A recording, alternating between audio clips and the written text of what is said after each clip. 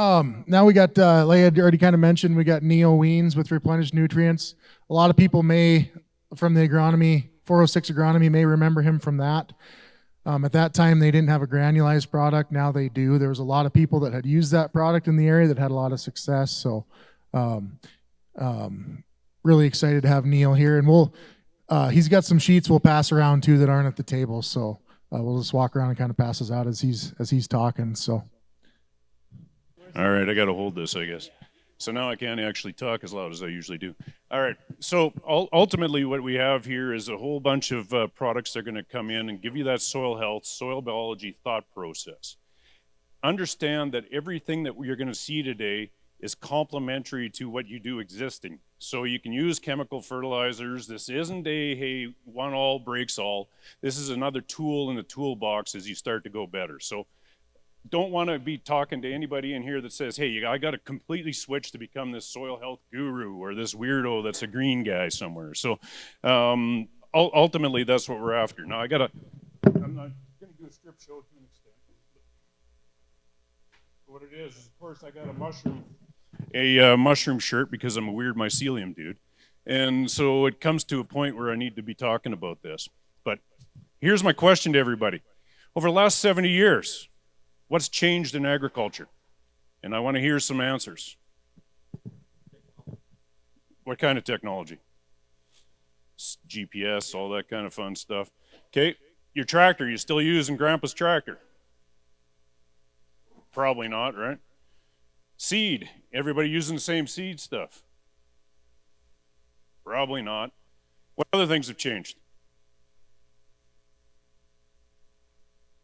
Chemicals, everything, basically everything in agriculture has changed, correct?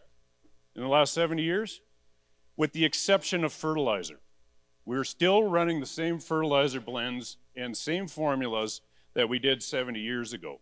I doubt that they hit it on the head right off that point. So something to think about as we go is we need to start rethinking things a little bit, understand that we got to start changing as we get going. I'm going to start this off with this little story. And more, it's a history of phosphorus. So it's to change thought process here a bit. Last year I read this book. It's called The Devil's Element. And the reason it's called The Devil's Element is back in the 1600s, some crazy guy decided he was going to try and extract some phosphorus out of urine, out of all things in the UK. And while he was doing that, he boiled it to a point where it actually made and extracted, and through a whole bunch of weird little chemistry projects, he extracted a pure element called phosphorus. And so he was trying to make the philosopher's stone of all bloody things. And needless to say, is that white phosphorus in a pure form, if you hold it and it starts to touch air, what happens to it is it actually starts on fire. So you had the world of the wizardry where they go, and hence the reason it's called the devil's element, is these guys would go in and they'd go and show the kings and all this, and they'd be able to start fire in their hand, and away they go. And so that therein began the world of phosphorus. Waterloo, England, way back 1815. There was a weird day out there. They had had a battle. It lasted, I don't know, not very long. It was only a day, but well over 50,000 people died on that battlefield that day. Of course, back in 1815, they just didn't go and do the old Monty Python, bring out your dead, bring out your dead. That didn't happen there. The dead were all there. It stopped. It had to happen, right? And so what happened is you had 50,000 people that physically died on a quarter section of land, and that's where they decayed and everything else happened. What was interesting about this is that all those casualties sat there, and to this day, they still use that 160 acres because it is one of the most prolific quarter sections in all of the UK on growing product. The main reason is the bones that were decaying in there actually showed phosphorus. So there you go, you got incredible vegetable growth. So that was the first thing. So people started to understand that bones were your source of some kind of thing that was going to make your crop grow better, right? So they started rating bones, and I don't know if you guys remember pictures from out in this part of the world.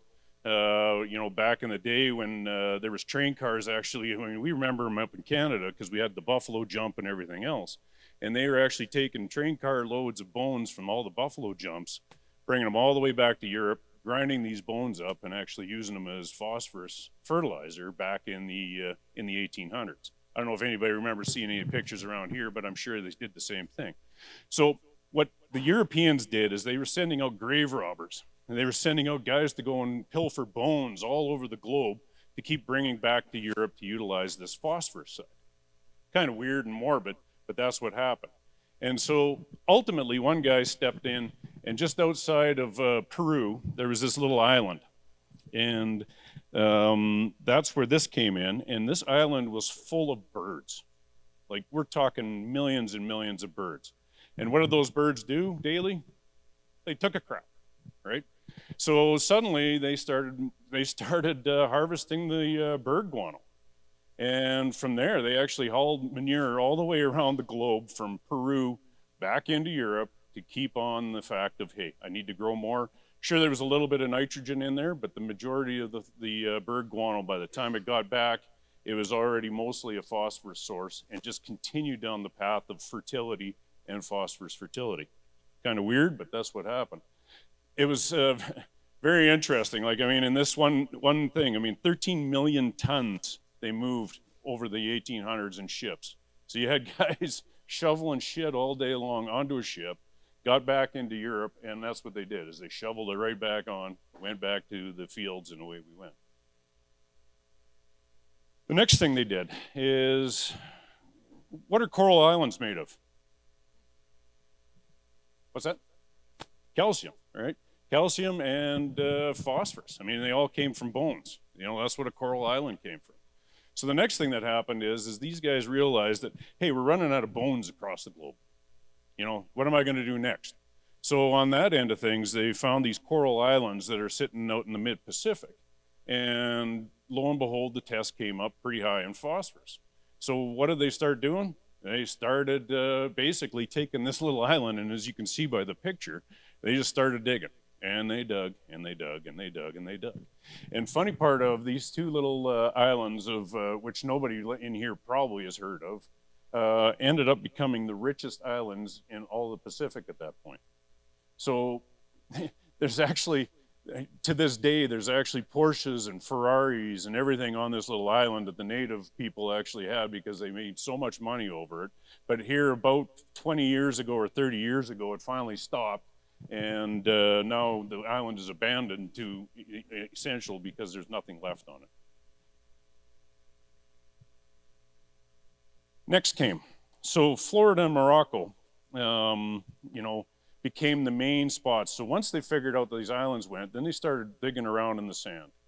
And if you go over to Florida, the sedimentary side of it all is where it really became interesting, because that all became also washed up fossils over all the years. So you got lots of calcium, lots of phosphorus, way back into that whole same bone scenario. But what they did here is they found out it became a lot more. So Florida and Morocco is where probably 90 to 95% of the world's phosphate comes from today that makes MAP and DAP, right? And so that's where everything that you're getting on your fields, whether it's a MAP and DAP, generally comes from this part of the world. So here's my question to you is, what are the uses of phosphate other than, of course, MAP and DAP? Anybody else know? What's that? Yeah, livestock feed, that's a good one. Anything else? Detergents. So if you remember soaps, and where it became a real interesting side of it all is after the 1940s and World War II kind of came around. What happened was, of course, in everybody's back home, we have all the housewives that are sitting in, because we're sitting there and it's still typical housewives are not actually doing all the work like they are now. So I'll give you this. They're not all doing, so ultimately they were out sitting there and wanting to wash, clothes. And they just come up with the invention of the washing machine on a pretty consistent basis. And soap wasn't quite doing it. And why wasn't soap generally not doing it? Anybody remember that? Why doesn't soap clean as well as a detergent? probably because of hard water, so you have that calcium, that magnesium, that iron that's in water really outdoes the soap, and so you have a hard time doing this. So what they ended up doing is they started adding phosphorus to the detergent in order to actually tie up calcium, magnesium, iron. Any agronomists in the crowd? Other than my couple guys. There you go. So here, guys, what does phosphorus usually tie up with when you actually put it in the soil? Magnesium, iron, right? Shocking. So what we did is, so they come up with this great idea that if we add phosphorus to my detergent or to my soap, it becomes a detergent, and now I can actually start tying up that calcium, magnesium, iron, which is not letting my clothes get better, but now my clothes actually become a little bit sudsy. Everything that happens there is what happens, and now they wash better. And so then companies like Tide started, and they were the original ones that did this, so it's ironic that they're still on the shelf. But Tide physically added more and more phosphorus to their detergent to a point where, hey, it was like, I think almost 60-70% phosphorus in a detergent just so you got more suds. Because everybody thought you were going to get better if you had more suds, right? So it was kind of funny, and none of us, most of us weren't around to watch this, but in the, went out east there, where in the river system, got into the 50s and 60s, they had so much phosphorus in the detergent that the rivers were actually physically foaming. And they'd go all across there, and it foamed for 10, 15, 20 years, and everybody just thought that became normal. I think where it finally turned the thing is, and again, this book is a little bit of a paraphrase for me, so it was interesting. But where it finally turned a thing is they actually lost a couple kids swimming in there. They drowned, and they couldn't find them, and they were only 10 feet away because there were so many suds in there.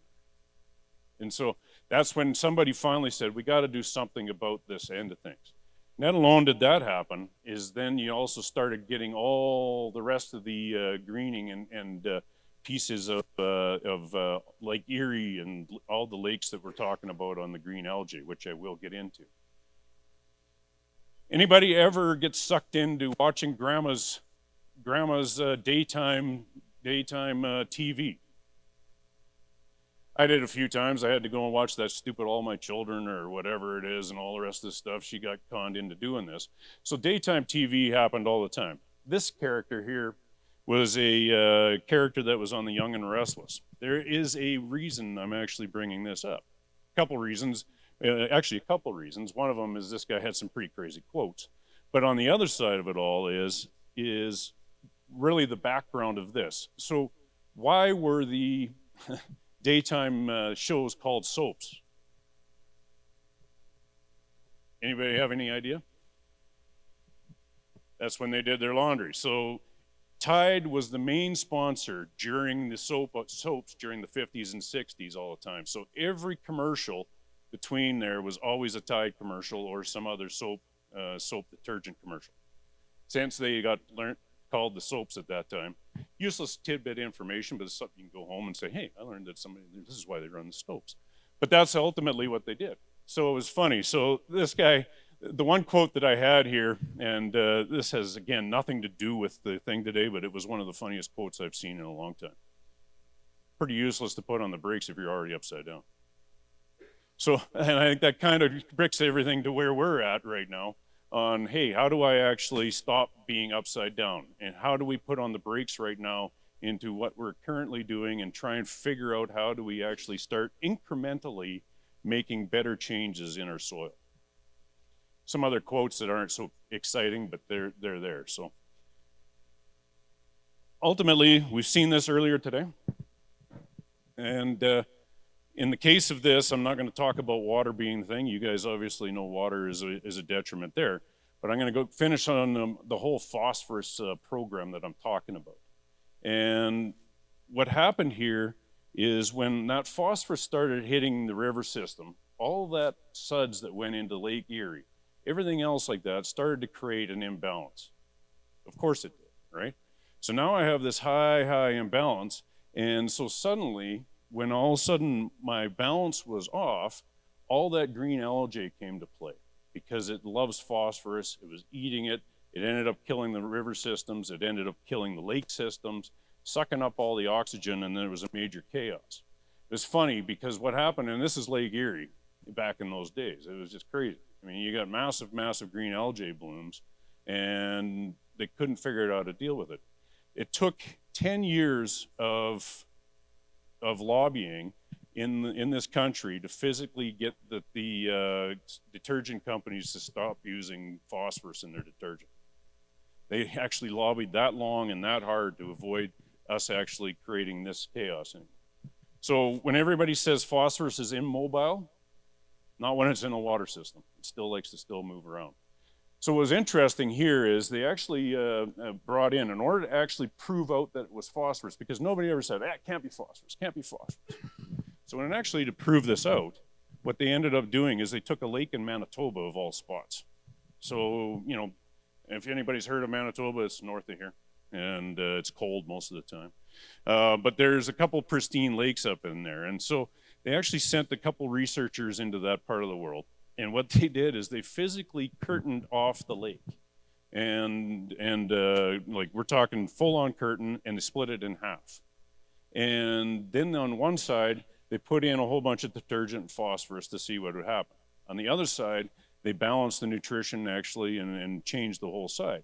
Within 3 months, of course, you had green algae on the one side, not on the other. They then went and actually physically sprinkled nitrogen all over to bring the balance off, and right away it cleared right back up. So that whole balance of nutrition and so on and so forth actually was pretty cool, and they were able to do that in the lake in Winnipeg. Pretty sure they killed all the fish, but nobody ever talks about that. There we go there. Who here knows how they make MAP and DAP? Anyone? Well, yeah, that's, you're cheating, man. That doesn't help. So, anyone else happen to know how they make MAP and DAP? Other than it's like the dairy cow, the milk just shows up in the store? No, that's not how it works. So ultimately, how MAP and DAP are made is, going back to that slide on Florida and Morocco, is everything starts as a rock. Rock phosphate, who here has used rock phosphate ever? Same thing. You want to know why? Because it's not available. Rock phosphate maybe has an availability of 1% a year, maybe if you're lucky. So that's why we don't use rock phosphate. But what's cool about rock phosphate, it doesn't matter really where it is along the road, is it has about a 20 to 30% phosphate level. We go back into what does it attach to? Calcium. It usually has about a 15 to 25% calcium level. We have a silica guy in the crowd today. He's going to be talking later, so I'm going to give him some kudos on this. And there's some silica in there, usually about 8 to 10%. You get iron, you get magnesium, you get copper, you got boron. You got absolutely all the nutrients that are just in one little chunk of rock called rock phosphate. Get back into that a little bit because I'm an animal nutritionist by trade. And the reason I say that is my brain goes into balancing nutrition, balancing diet, balancing everything else. So it's not unlike anything else where if I'm going to go and balance the diet for my cows, why aren't I balancing the diet for my soil, right? Because if my cow is healthy and has everything it needs, what can it fend off? Disease. It can fend off malnutrition. It can become better nutrient density, so on and so forth. And where my head goes here, and I'm kind of diverting a little bit from this, but where my head goes is I always talk in Alberta, because I apologize, until, of course, we win the hockey thing. But so I'm a weird Canadian. But ultimately, what happens here is when I'm in Alberta, I always ask the crowd, what's the largest feedlot in Alberta? And of course, we're full of feedlots. And right now, there's a feedlot up there called the Shootins, and they have probably about 250,000 head. So that's generally my conversation that comes out of the crowd. They go, no, that's not the largest one. I go, what is it? And I go, well, it's usually Calgary, because it's got 1.3 million head. And it goes in there, and of course, it's that end of things, and nobody recovers it. And that's how I used to talk. But then I started thinking about it, and I go, no, and the largest feedlot in Alberta is physically your top 6 inches of soil. It's got trillions and trillions and trillions of little critters that we're feeding. And we forget about that on a continual basis. And my whole thought process, and I think the guys in here too, because we're all talking about biology and we're talking about balanced nutrition, is that if we can actually physically turn around and feed that top 6 inches as if I was feeding a feedlot or ourselves or anything else, everything else starts to come back into balance. Now all of a sudden I have the ability to fend off those ugly guys when it comes. You know, back when I was growing up, we farmed just over 2,000 acres in Saskatchewan, so same kind of soil conditions as here, flat and, dry. And, when we're doing that, we didn't have a whole bunch of fungicides that we're putting on. We didn't have a whole bunch of pesticide problems. I mean, sure, it was getting tilled and we were doing things, but it just didn't have that scenarios where we do today. And I started thinking about it a little bit different, and I'm going, well, what happens if we actually start balancing this a little more? Am I going to start fending that off? Lo and behold, it generally happens and away we go. So I will get into that a little bit further on. But back to how they actually make MAP, kind of a diversion. So when they make MAP, they take that rock, which I said has all these nutrients. But of course that phosphorus is insoluble. I just told you that. It's not useful for the plant, right? So what they need to do is they grab sulfur out of the oil and gas industry, that yellow stuff. Everybody seen yellow sulfur? It's yellow stuff, again, pretty much inert as a straight element. It's not very useful to a plant. But what they ended up doing is they'll bring it over, so Nutrien, Mosaic, Simplot, it doesn't matter who they are, they'll bring it over to their chemical plants. They take that sulfur, they burn it, and make sulfuric acid. What does sulfuric acid do? They run it over top of the rock. It takes the phosphorus out of the rock on one side, leaves all the rest on the other side. So you got a phosphoric acid now, and on the other side you got a waste pile. Who remembers the ratio I was talking about? 30% maybe, and I'll use that as an easy one because I'm a dumb math guy.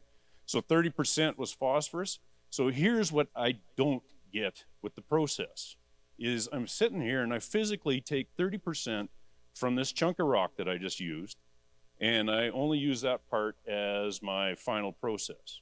The 70%, which is calcium, magnesium, iron, boron, all the rest of the goodies that probably a plant might need, ends up going into a waste pile and waits for the next hurricane to go and wash it away. And I'm facetious to an extent, but I'm not really. Because, Tampa Bay just had it where they breached that whole thing, the whole phosphate side of it all breached, and of course all the gypsum ponds bailed off into the ocean at that point, and it's clean again, I guess.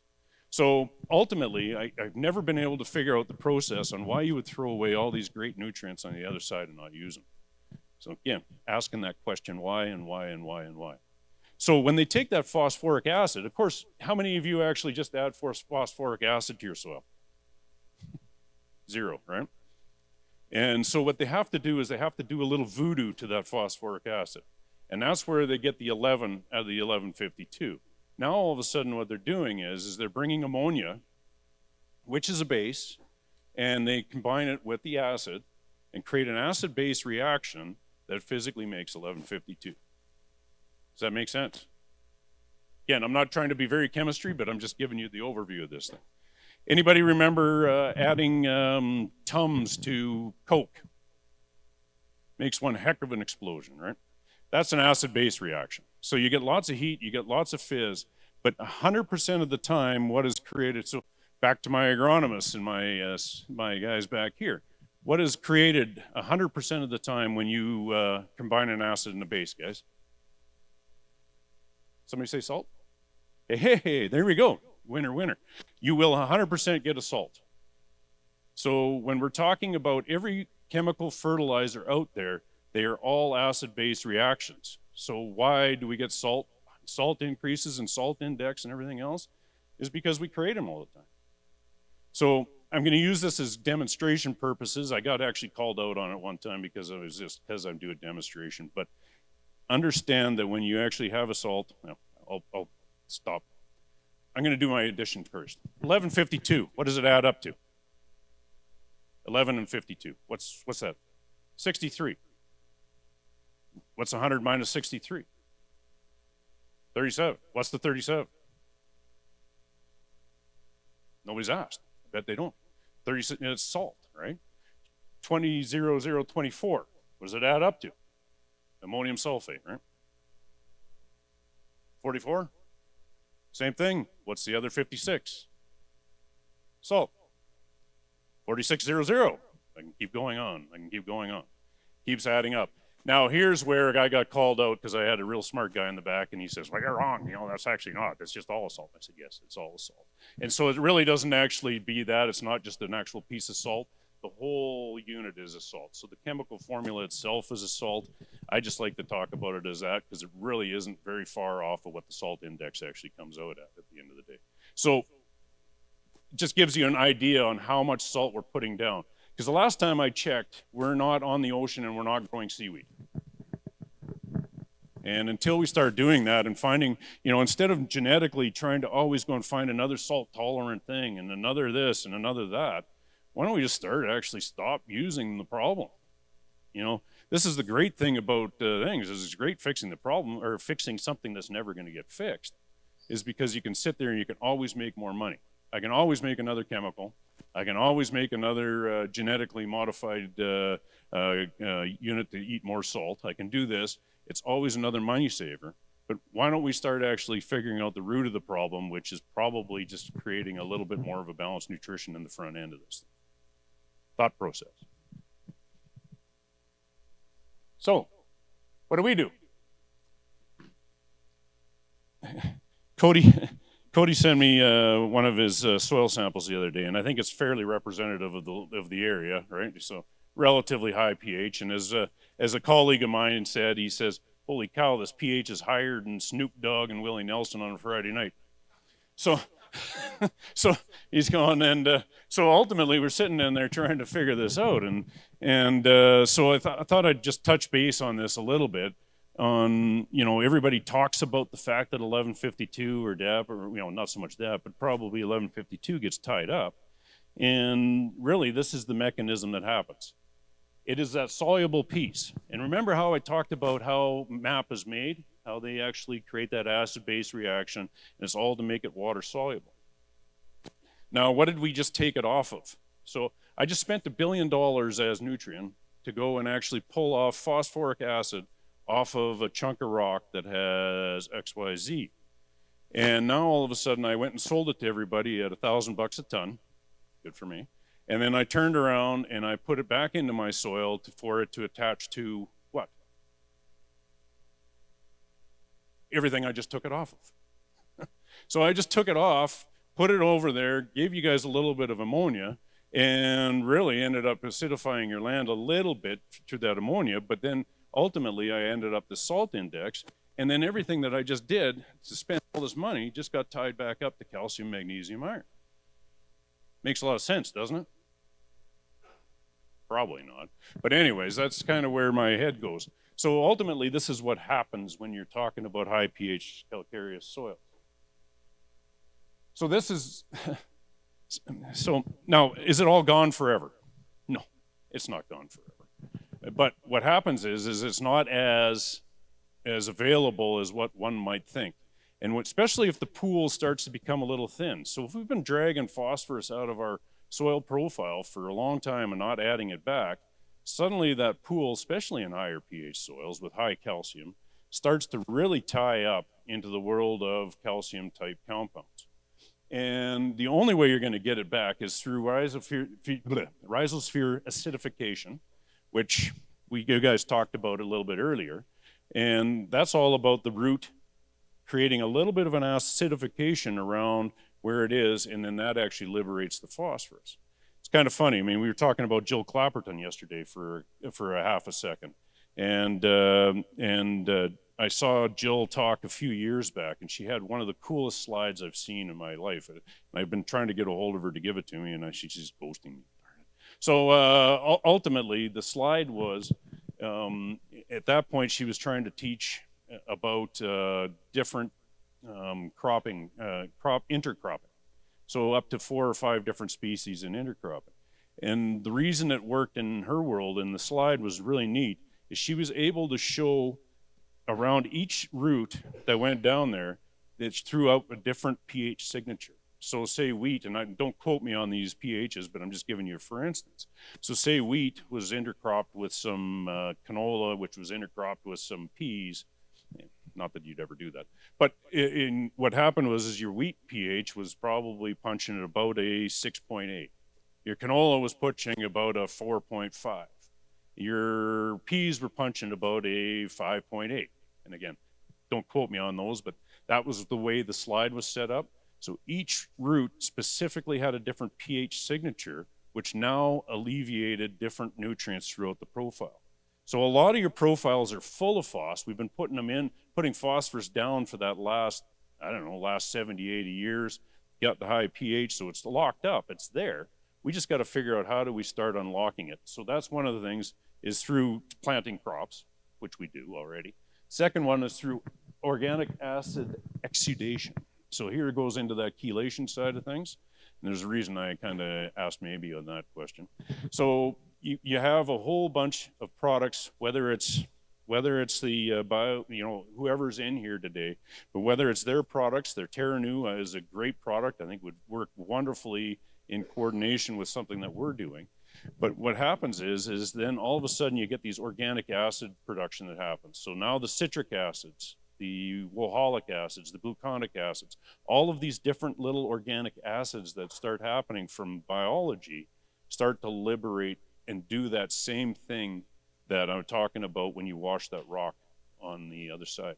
If that makes some sense. Finally is that microbial solubilization. Sulfur, I love it. I am a complete weirdo when it comes to elemental sulfur, because without it you cannot do squat. You will not be able to grow any protein. I'm going to rain on, I'm not going to rain on your parade. I'm going to actually open it up a little bit here for you, Kurt, because he's a amino acid guy. I'm an animal nutritionist, and I actually still have an egg farm at home. And what's interesting about an egg farm is here in this, whether it's up north or whether it's here, a large egg is 2 ounces, right? A medium egg is 1.75 ounces. So if I'm a nutritionist trying to figure out how do I make more money with, because of course I make more money if I get to a large egg, but my darn chickens just aren't getting there, right? I've been using feed that's down, it's maybe a 17, 18% protein. I just want to bump this up. I don't want to spend a whole bunch more money on this thing. How do I do it? Tell you how I do it. I add 1 kg per ton, which is 2 pounds, 2.2 pounds per ton of feed of methionine, which is an amino acid that is sulfur-based. And as soon as I do that, my egg size will go up that 1/4 ounce per that. It's that tight in nutrition, and this is what happens. And I know Kurt's going to talk about protein side of it all, but if you do not have methionine or cysteine, which are the sulfur-based amino acids, you will not get a protein chain. Something to think about. So, same thing. My false solubilization happens with this. Kind of falls into my sulfur mechanism. So, when I'm building any of these products that we're talking about, I'm adding elemental sulfur always. Now, elemental sulfur, I just told you guys, and he's going, this guy's nuts. He just told me all elemental sulfur is useless to a plant. It is. Just told me rock phosphate's useless to a plant. It is. Yet I'm going to try and sell you guys rock phosphate elemental sulfur. Oh man, nuts. But the reason we're doing it is because I'm actually adding some compost base to it. It's housing the nutrients, that they're housing the biology that these guys are talking about in the carbon side of it before. But then what it also is housing is things like thiobacillus, your whatever you want to try and call it, sulfur, and the thiooxidants. And ultimately, they mean nothing to you and I, but what it does mean to sulfur is now it can convert that elemental sulfur over to a plant available sulfate. And what's interesting, it's about a 14-step chain of biochemical reactions that gets you there.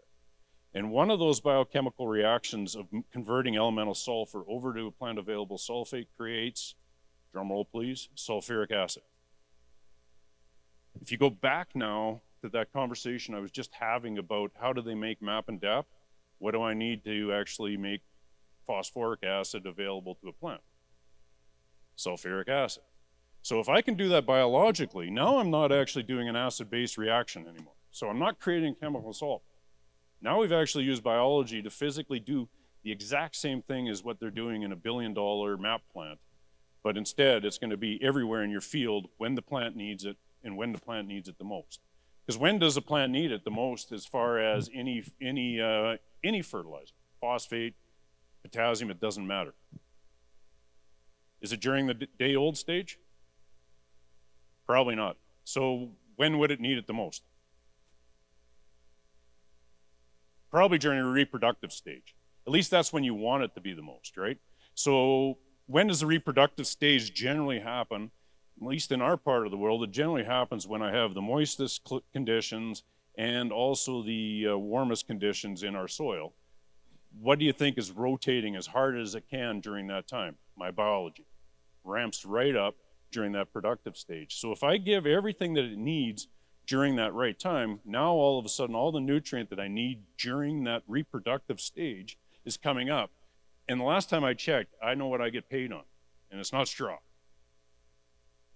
It's on reproductive stage. So, you know, you guys were talking about wiry plants, and they look crappy, but yet they filled the pods. You want to know why? Is because all of a sudden, we're actually having biology is giving that plant when it's the right time. And so it'll fill it up when you need to, away you go, and that's how we end up having it. I'm not sure how much time have I got here, big man? No, okay, fair enough. All right, I can keep boring you guys. So the other part of it on nutritional benefits, when you're actually starting to balance nutrition, is you start ending up having these other sides. So, you know, when I went and developed these formulas, I did it on purpose by having a balanced nutrition of not only the macros and micros, but also on the microbes. Because if I just go and bring 1 or 2 microbes to the thing and they come from Brazil, do I know it's going to play nice in the sandbox here in Havre? Probably not. Something's going to come and it's going to be antagonistic and it's not going to be very, very nice. So what we try and do here is what I have done is I have a whole smorgasbord of microbial action, fungal, bacterial, that are actually involved in our product that is still alive, they're still kicking when we actually sell them to you in that granule.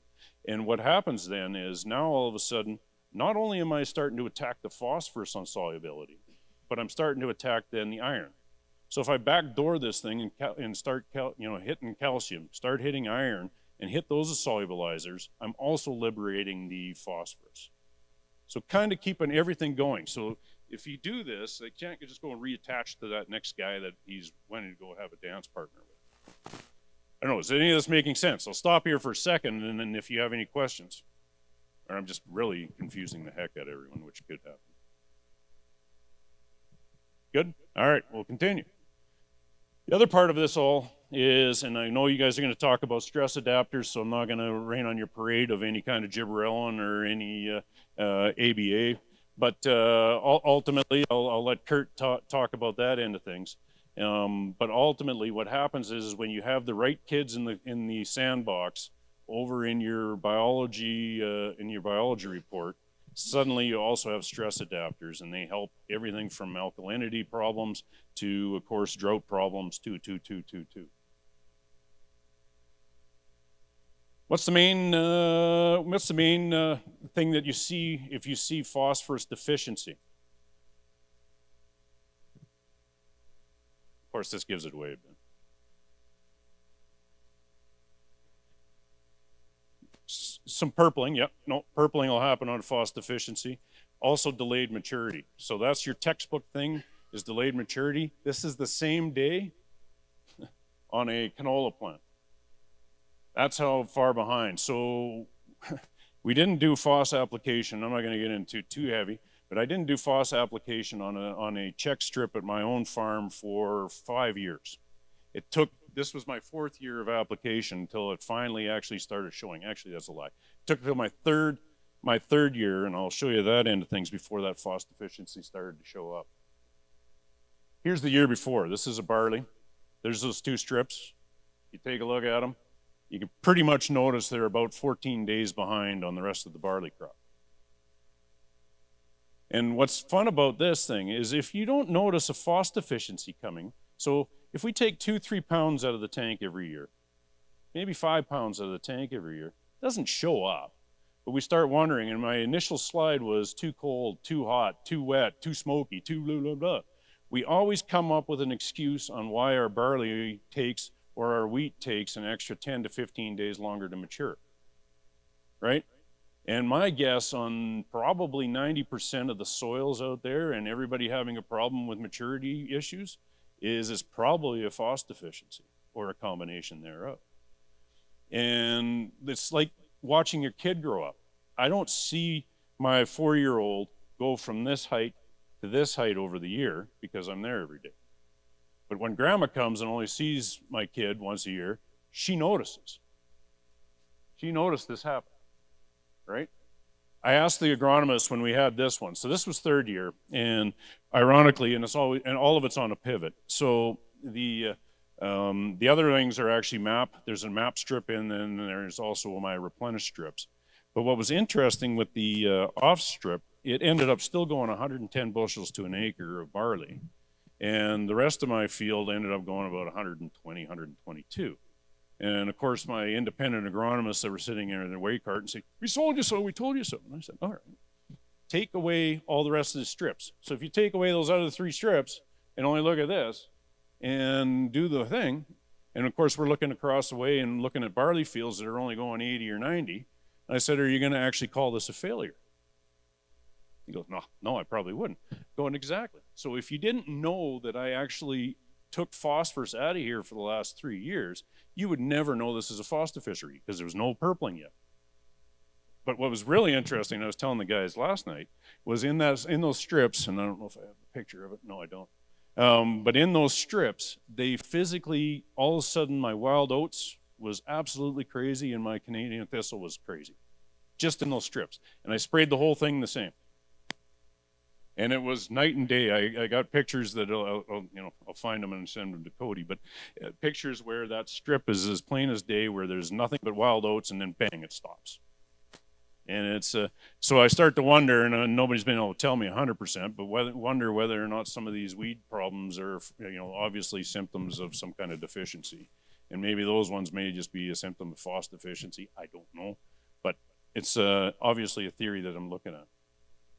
On this side, this is canola this next year. So that stuff that you saw with my hand in there, the strips, there you go. Now we're already almost 3 weeks behind on the canola side of it all. It's really easy to see when it's flowering and things have gone wrong. So what we did is we knew we were down to phos being basically nothing. So what we ended up doing,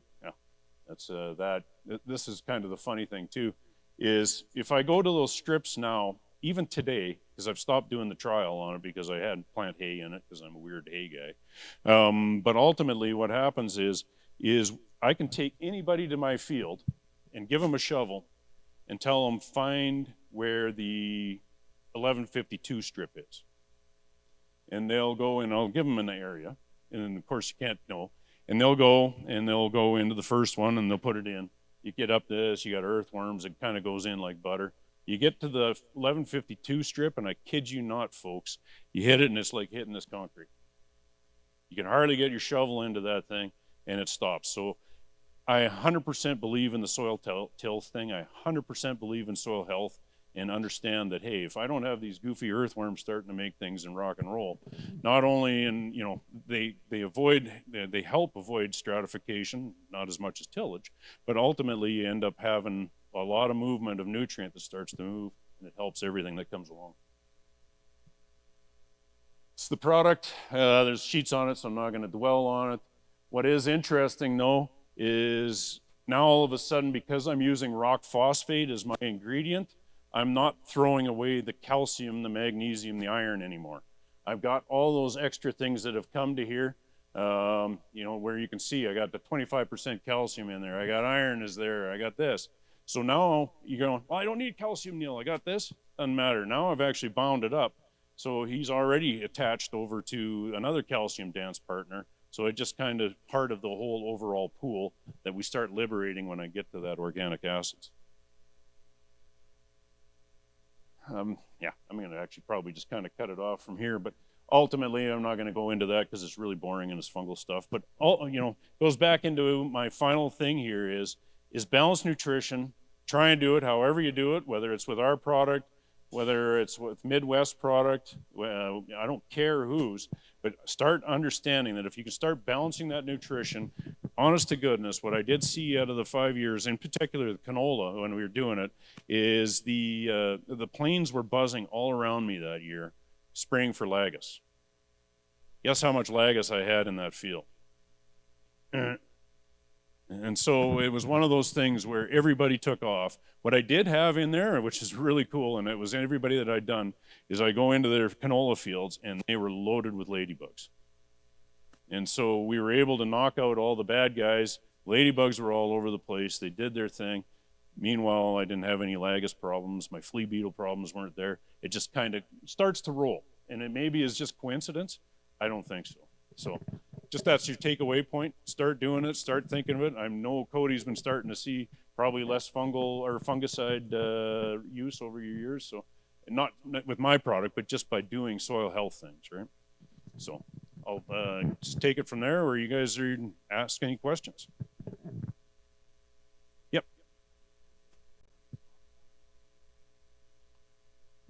Yep. Yeah, it is. Well, and the reason it ends up working is when we're granulating it, I'm micronizing everything down to the size of your hair. So if you take, and that's a good point. So if you take a softball, what's the surface area of that softball? It's all the way around there and away you go, right? Whereas if I then fill that same package with marbles, what's the surface area of all those marbles? It's probably a 1,000x of what the actual softball is. So when we are actually doing this and take a little 1/4-inch granule and put it in, and really what I'm doing is I'm making it into really fine powder and then packing it in, and it goes back into, we were talking about molasses a little earlier, and we use molasses as our binder. So I'm using that sugar source on top of everything else that we're doing. So when we're binding this together, I'm making a snowball out of a whole bunch of little micronized particles. And we actually, again, I probably had a few too many beers one night and we're trying to figure this out, but we say, okay, if I have a 1/4-inch granule and actually pack it with all these 200 micron things, I go almost I go over a mile of actual surface area in a wee little granule. So you can imagine how the microbes can attack that.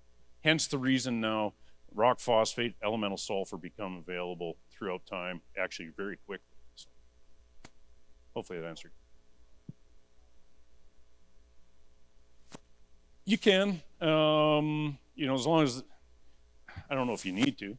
I mean, I'd 100% take as my question or my comment before on the biology of phosphorus does not start to kick in until it gets warm enough in the soil. You have to use some kind of chemical product. I mean, the TerraNew product would be absolutely fantastic going down the boot and this following, or as a broadcast. You can broadcast it, so as much as everybody tells you can't broadcast it, that's all I ever did with those plots.